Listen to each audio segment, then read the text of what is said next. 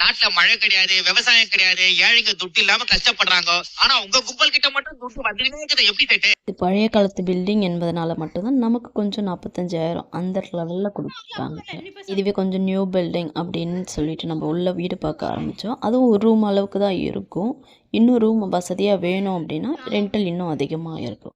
துபாயில் ஃபேமிலியை கூட்டிகிட்டு வரவங்க கொஞ்சம் யோசித்து பொறுமையாக எல்லாத்தையும் செட் பண்ணிக்கிட்டு ஓரளவுக்கு கையில் அமௌண்ட் வச்சுக்கிட்டு ரெண்டல் கொடுக்கும்போது கையிலேருந்து கொடுங்க. கடன் வாங்கி கொடுக்காதீங்க, மீண்டு வர முடியாது. ஃபேமிலியை வச்சுக்கிட்டு நீ ஏன்டா கண்ணு கவலைப்படுற? வீட்டில் அதிக பொருள் இல்லை, ஏன்னா வீடும் ரொம்ப சின்னது.